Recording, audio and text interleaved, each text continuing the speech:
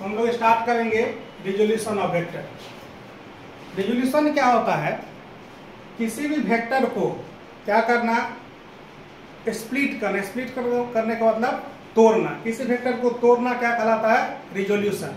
हम लोग यहाँ पे क्या करेंगे, किसी वेक्टर को अलोंग द एक्सिस तोड़ेंगे। Resolution of vector into rectangular component, हम लोग इसको क्या करेंगे, तोड़ेंगे। कैसे, जैसे कि देखो, अब ये कोई वेक्टर है, जैसे कि ये है, ये वेक्टर है, ये एक वेक्टर। इसको रिप्रेजेंट करने का हम लोग पास दो तरीका है। क्या तरीका है, या तो एक ऐसे बताएं, ये वेक्टर ए है ना, ये वेक्टर क्या है, ए है, और ये इसके साथ एक्स एक्सिस के साथ एंगल क्या बना रहा है, थीटा बना रहा है। ये या तो ऐसे बताएं, या दूसरा तरीका ऐसे भी बता सकते हैं, अगर हमको यहाँ जाना है, ये ओ पॉइंट मान लिए, इसको क्या मान लिए, ए पॉइंट। ओ से कहाँ जाना है, ए पर जाना है। हम लोग क्या बोलेंगे कि आप यहाँ से चलिए किधर की तरफ, एक्स के तरफ, यहाँ से किधर की तरफ चलिए, वाई के तरफ। इतना दूर अगर एक्स चलेंगे और इतना दूर क्या चलेंगे, वाई चलेंगे, इस पॉइंट पे पहुंच जाएंगे, है ना। ओ से लेके मान लो कि ए, और इसको बोल देते हैं बी, तो ओ से लेके किधर, ए जाना है हमको, तो दो तरीका है, या तो ओ से डायरेक्ट ए पहुंच जाए, है ना। दूसरा तरीका क्या है, ओ से बी पर जाए और बी से फिर कहाँ चले जाए, ए पर जाए। ये हम लोग पास दो तरीका है क्या करने का, यहाँ पहुंचने का। ये जो डायरेक्ट तरीका है, इसको लोग बोलते हैं पोलर फॉर्म। क्या बोलते हैं, पोलर फॉर्म। जैसे कि सपोज करो कि अगर हम को किसी को तुमको बोलना है किसी का दिशा, तो दो टाइप से दिखा सकते हो। मान लो किसी को बोलना है गांधी चौक जाना है ना, सीधे तुम यहाँ पे जाओ, बोलोगे देखिए ये गांधी चौक, यहाँ चले जाइए, ठीक है।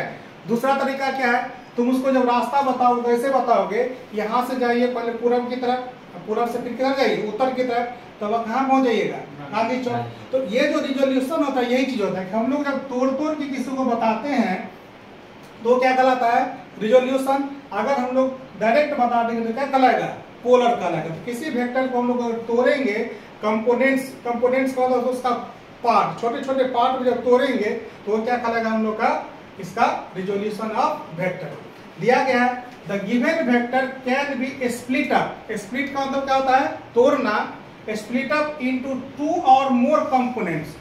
तोड़ेंगे तो कम से कम कितने पार्ट में तोड़ेंगे, दो पार्ट में। कम से कम दो से कम में तोड़ सकते हैं, नहीं तोड़ सकते, तो कम से कम दो पार्ट में तोड़ेंगे, या दो से अधिक पार्ट में, है ना। टू और more components such that the combined effect of this component is same as the original vector। जो वेक्टर है उसको तोड़ करके हम क्या किए, दो पार्ट में क्या कर लिए, कन्वर्ट कर लिए। अब इस दोनों को मिलाएंगे तो सेम इफेक्ट होना चाहिए जो हम लोग का क्या था, ओरिजिनल वेक्टर था।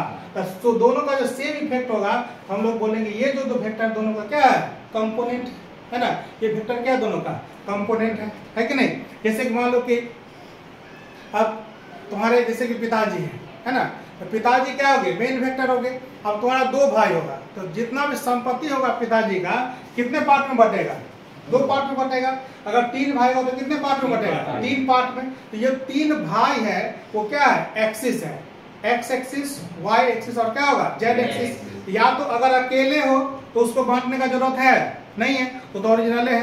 अगर हम लोग क्या करना है, अगर कम से कम क्या होगा, दो भाई होगा तब संपत्ति का क्या होगा, बंटवारा होगा, है ना। और अगर उसके बाद अगर तीन भाई है, संपत्ति का बंटवारा क्या होगा, तीन पार्ट में होगा, है ना। तो कम से कम दो पार्ट में होगा, और यह क्या होगा, तीन पार्ट में होगा। इसलिए टू और मोर देन टू, दो या दो से अधिक हम लोग पार्ट में जो तोड़ेंगे वही क्या कहलाएगा हम लोग का, ये component of resolution of vector. ये जो दोनों पार्ट होगा वो कहलाता है क्या, कंपोनेंट ऑफ वेक्टर। लेकिन जब दोनों को संपत्ति को मिलाएंगे तो संपत्ति जितना पिताजी का था क्या होना चाहिए, उतना ही होना चाहिए, उसी को बांटे है ना, वही आना चाहिए। फिर ऐसा नहीं कि दोनों का अलग अलग हो जाएगा, ऐसा संभव नहीं है।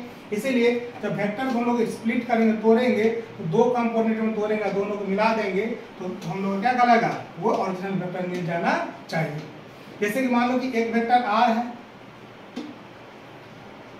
ये एक्स एक्सिस के तरफ इसको क्या बोल दिए, आर एक्स, वाई एक्सिस की तरफ क्या बोल दिए, आर वाई।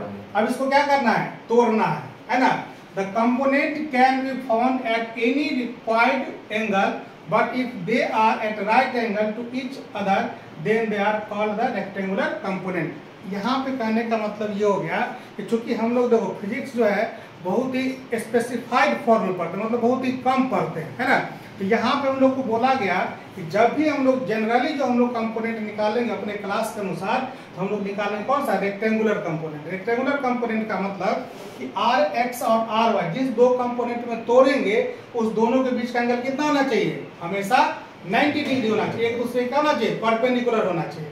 जब भी तोड़ेंगे तो कैसा कंपोनेंट तोड़ेंगे, रेक्टेंगुलर कंपोनेंट। ऐसा हमेशा जरूरी नहीं है, हम लोग कोई भी कंपोनेंट तोड़ सकते, किसी भाग में क्या कर सकते हैं, तोड़ सकते हैं, लेकिन अभी जिस लेवल पे हम लोग पढ़ेंगे उसमें हमेशा क्या करेंगे, रेक्टेंगुलर कंपोनेंट में ही क्या करेंगे, तोड़ेंगे। ठीक है, अब देखो जैसे कि ये वेक्टर है, अब इसका हम लोग को क्या देखना है, इफेक्ट देखना है। क्या देखना है, इफेक्ट। इफेक्ट देखने के लिए क्या करेंगे हम लोग, यहाँ पे एक वेक्टर दे दिया r बराबर ओ सी, है ना, और इसको हम लोग इफेक्ट देखेंगे एक्स एक्सिस पर और क्या देखेंगे, वाई एक्सिस पे। अब यहाँ पे दिख रहा है देखो ओ सी और क्या है, ए है ना।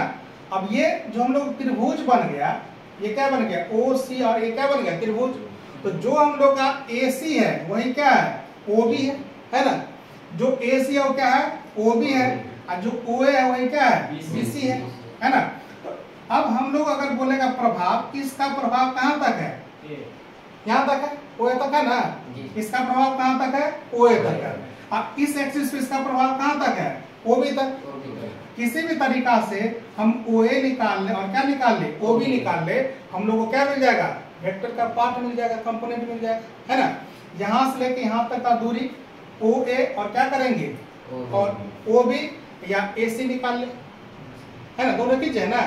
या तो ए ओ बी बोले, ओ बी का लंबाई और ए सी का लंबाई क्या है, बराबर है।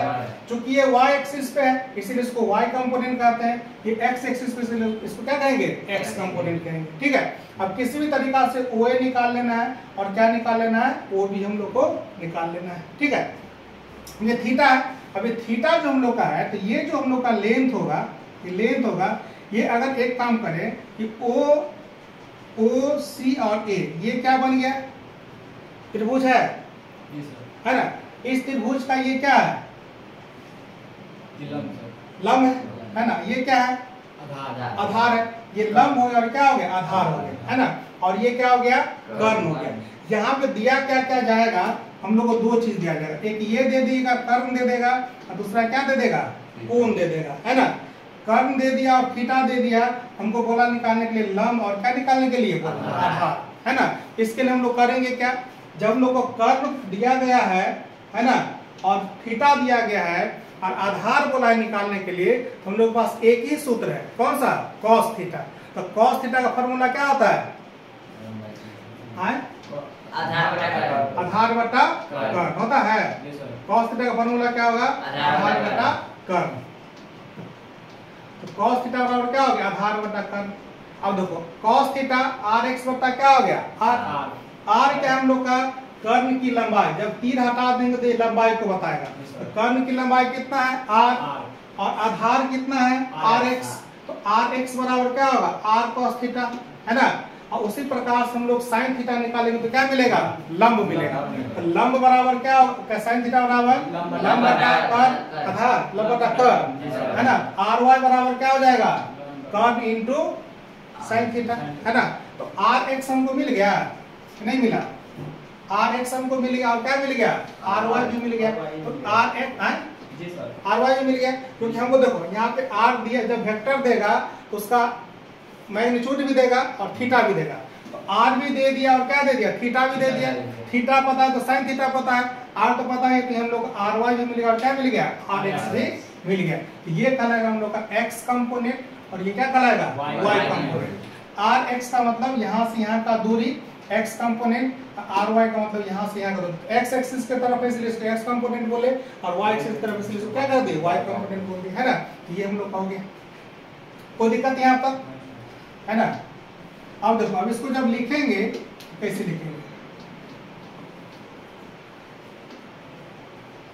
हाँ यहाँ पे अभी आया था, इसको जब लिखेंगे तो ऐसे लिखेंगे कि r बराबर आर एक्स आई कैप और क्या लिखेंगे, आर वाई जे कैप हम बताए थे यूनिट वेक्टर, है ना। यूनिट वेक्टर में क्या होता है, जो आई कैप है वो बताता है किसको, एक्स एक्सिस को, और जे कैप किसको बताता है, वाई एक्सिस को। अगर कोई वेक्टर ओ से एक्स की तरफ जा रहा है तो क्या होगा, हम लोग का आई से रिप्रेजेंट करेंगे, और जे की तरफ जाएगा तो किससे रिप्रेजेंट करेंगे, वाई से रिप्रेजेंट, सब जे कैप से रिप्रेजेंट करेंगे। R X I cap X component कहलाएगा, आर वाई क्या कहलाएगा, वाई कंपोनेंट। हम लोग जे कैप का मतलब वाई एक्सिस की तरफ जा रहे हैं, और आई कैप का मतलब क्या होगा, एक्स एक्सिस की तरफ जा रहे हैं। अब दूसरा तरीका क्या है, आर एक्स दे दिया और क्या दे दिया, आर वाई। अब बोला है निकालने के लिए इस आर वेक्टर को, इस आर वेक्टर को निकालने के लिए हम लोग को ओसी चाहिए और क्या चाहिए, थीटा चाहिए।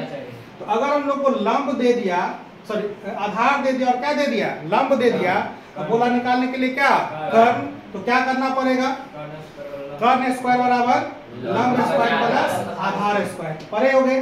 कर्ण स्क्वायर बराबर लंब स्क्वायर प्लस आधार स्क्वायर, तो कर्ण स्क्वायर बराबर लंब स्क्वायर प्लस क्या होगा, आधार square. R square cos square theta, R square क्या होगा, साइन स्क्वायर थीटा। क्या मिल जाएगा, आर एक्स का स्क्वायर और आर वाई का स्क्वायर बराबर क्या होगा, आर स्क्वायर। आर स्क्वायर बराबर क्या होगा, R X square plus R Y square. तो रूट क्या हो जाएगा, आर एक्स का स्क्वायर और आर वाई का स्क्वायर। ये हम लोग का क्या हो गया, मैग्नीट्यूड ऑफ वेक्टर, है ना। उसके बाद हम लोग निकालेंगे डायरेक्शन ऑफ वेक्टर। क्या करेंगे, थीटा निकालना है तो tan थीटा बराबर क्या लिखेंगे, आर वाई बटा आर एक्स, और थीटा बराबर क्या होगा, tan इनवर्स आर वाई बटा आर एक्स होगा ना। tan थीटा बराबर लंब बटा आधार, और थीटा बराबर tan इनवर्स लंब बटा क्या होगा, आधार। ये हम लोग का हो गया resolution of vector into component. इसमें टू कंपोनेंट में उसी प्रकार से थ्री कंपोनेंट भी हम लोग तोड़ेंगे।